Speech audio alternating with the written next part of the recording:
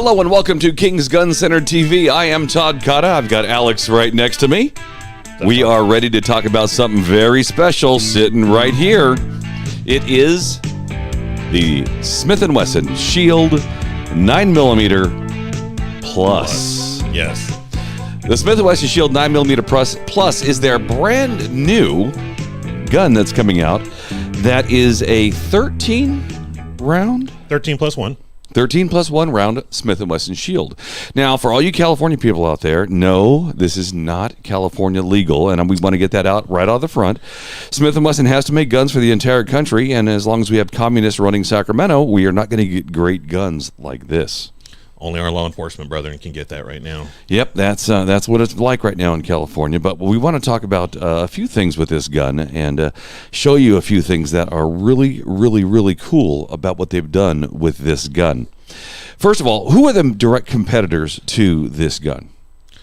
Well, the direct competitors, I'm guessing a Glock 43, Glock 43X, something along those lines.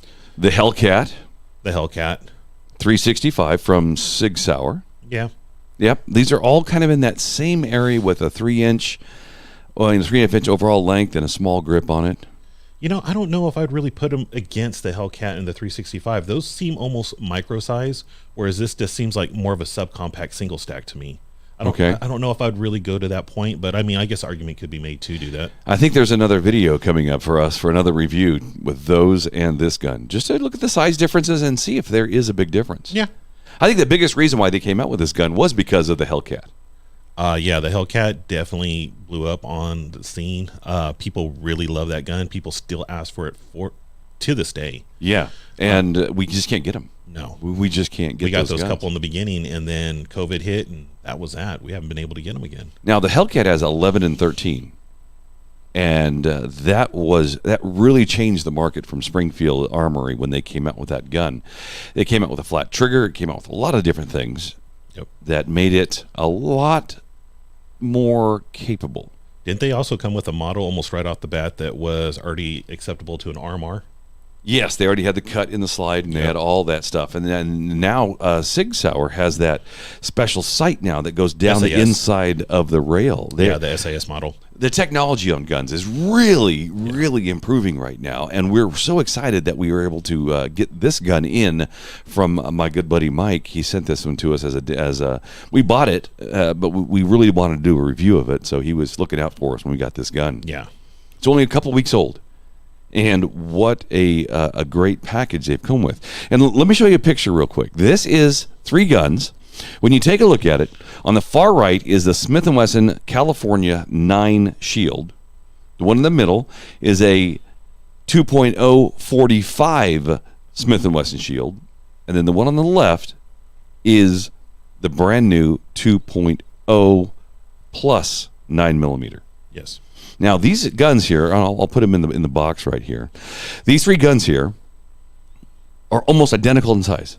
Yep, pretty darn close. They really, when you take a look at the way they are set up, they are just identical guns. They did improve the grip a little bit between the first gen and the second gen ones. Yeah, but they were able to keep the exact same size gun, but add close to 6 rounds to it. You know, it's funny. There was a company, and I can't remember the name for the life of me, that actually did that with the Glock 43. I think it was a 43 or the 43X. And just by going away from the OEM model and going with the steel, making it thinner, you're able to get a higher capacity. And I think that's what's similar to what Smith and Wesson did. Yeah. We're going to talk about the magazines in just a second and the way they did that. But, you know, on a Glock mag, it does have that plastic sleeve. Yep. So getting rid of that plastic sleeve and expanding the actual shell out to a full-size mag, you would be able to get those extra rounds in there, huh? Yeah. Yeah, there's a company, I can't remember the name of it, but yeah, that's exactly what they did. Taking a look further into this gun, we have the widths of the guns right here. Take a look here. Once again, they're pretty much the same. The one in the middle is the 45, so you can see the magazine is just a little bit bigger on the base than you have on the other 2. Yeah.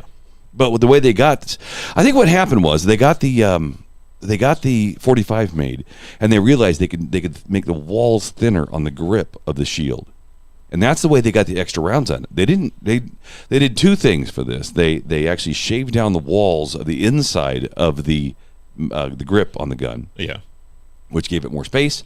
And then they expanded the magazine on the gun.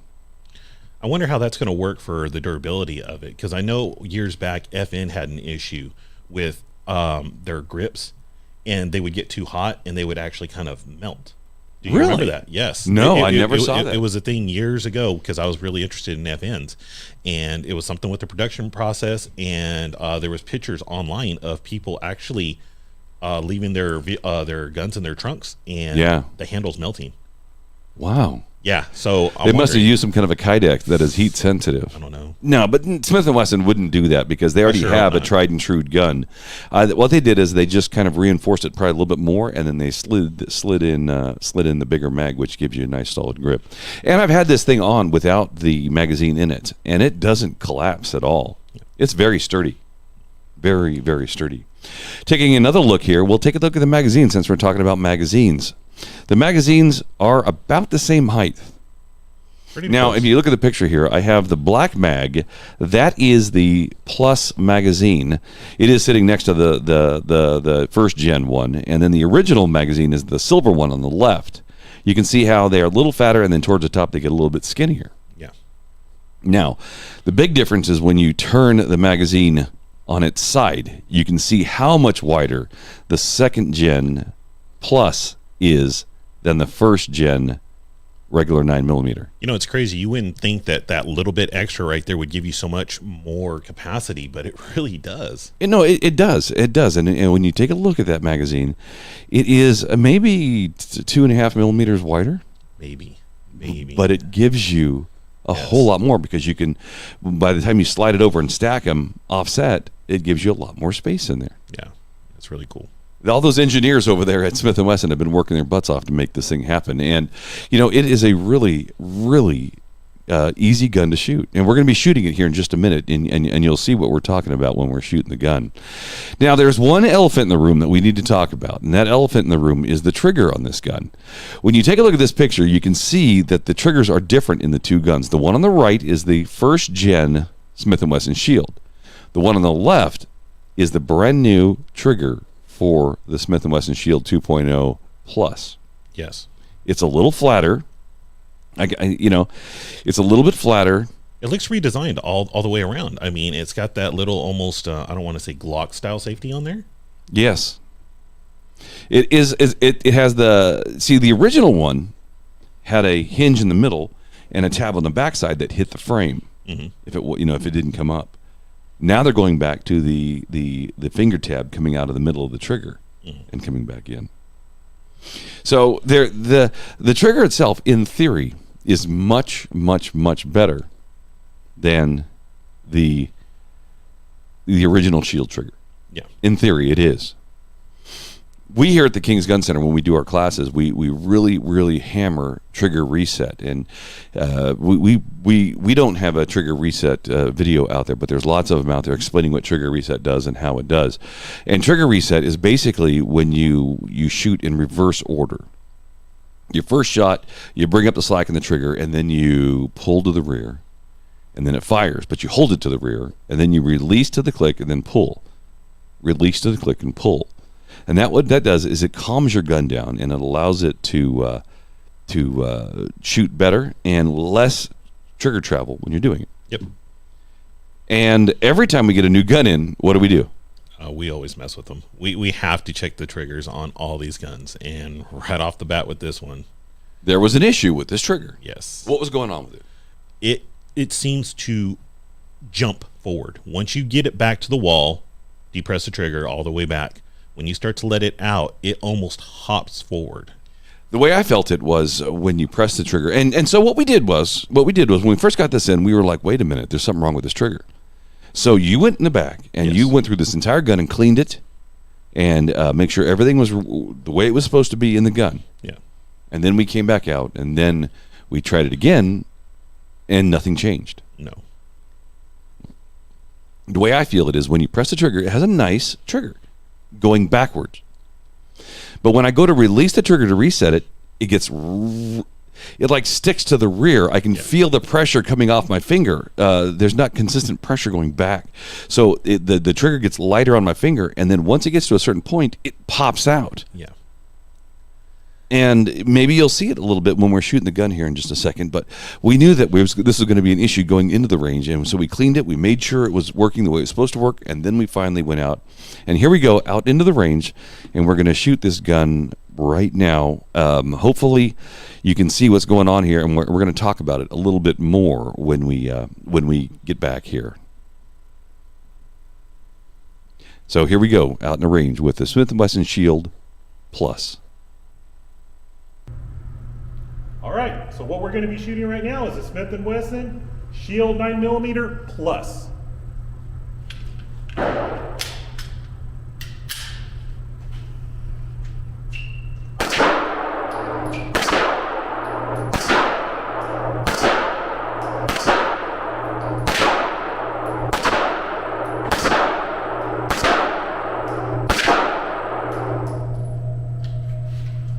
Over here. Safe, clear. What do you think? It's a nice shooting gun. It really is. I don't like the trigger reset. It kind of snaps forward. We noticed that earlier when we were looking at the gun when it came in. We gave it a clean, see if that would help. I'm not sure.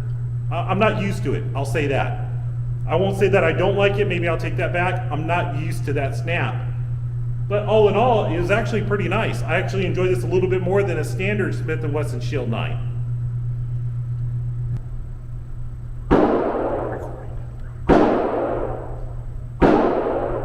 Okay, well, I told you already, I have carried the Smith and Wesson Shield for close to a decade now.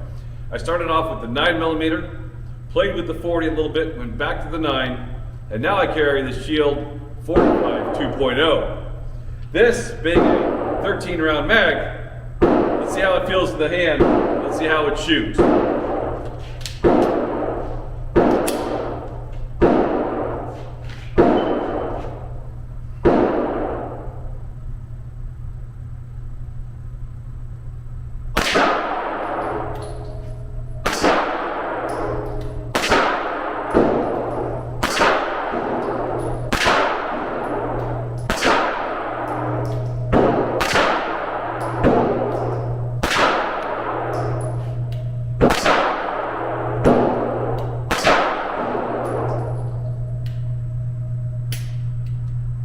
Didn't lock back on me.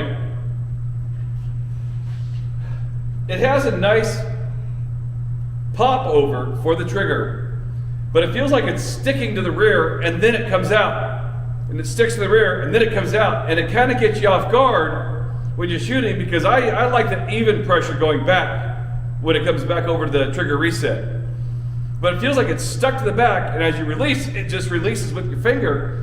And it's very difficult. Let's walk up here. It's very difficult to keep it steady when it's jerking so hard back. It's an okay group at 5 yards. Seems a little bit to the left on me. I don't know why. And we both had pretty good groups. But a trigger should be smooth, front to back. This one here, it sticks to the rear and then it takes off on you, which makes your gun jiggle. I just don't know what their idea was, the way they made this trigger. It's got the nice flattish style trigger, kind of like the Apex style trigger, but the reset is just not what it needs to be. Let's go back up into the studio and close this thing out.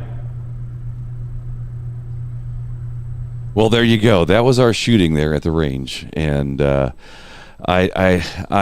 wanted so badly for this gun to be. I wanted so badly for this gun to be awesome. I know. And 90% of this gun is freaking awesome. It's interchangeable with all the other Shield parts when it comes to the sights and all those things.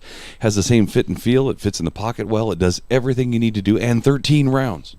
No, I get you.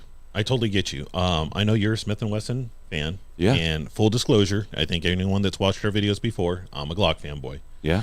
I did like the feel of this. I do like the flat face trigger on there. I was pretty excited.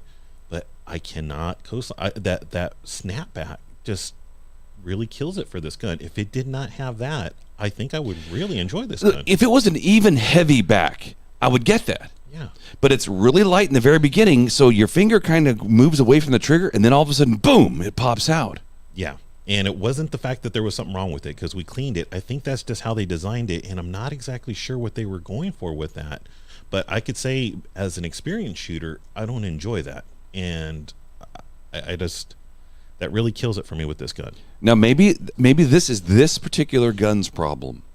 I haven't seen any other reviews talking about that yet, but we are really, really, really high on trigger reset here, because that is the only way somebody, in our opinion, should be able to shoot, is with that trigger reset. Just a nice smooth back click, and go from there. Yeah, I have to agree 100%.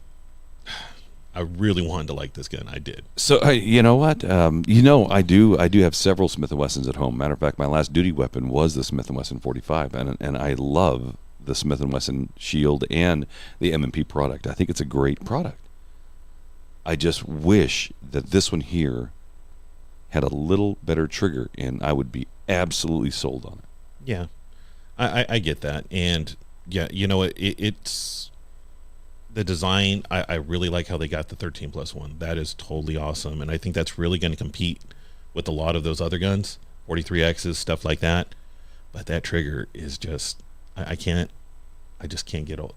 If I had the opportunity to buy this gun, I don't think I would, because of that trigger. At this moment, if you're out there looking for the Shield Plus, go out to your local gun store, check the trigger reset before you buy it, and hopefully Smith and Wesson comes out with some kind of a remedy for this.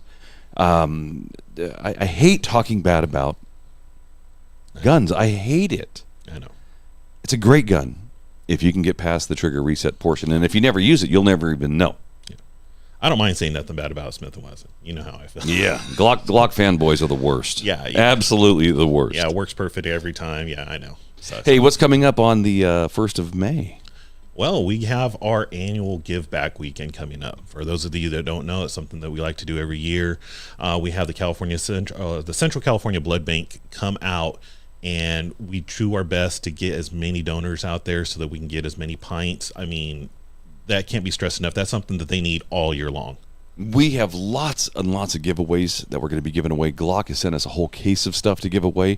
For the first 30 people that donate blood, we're going to be giving away Glock gun bags, range bags, all kinds of stuff we're going to be doing, and we are so excited to be able to host the Central California Blood Center at our event. We do hope that you can come along and just join us Saturday, May 1st. Yep. From 9 a.m. to 2, the Blood Center is going to be here.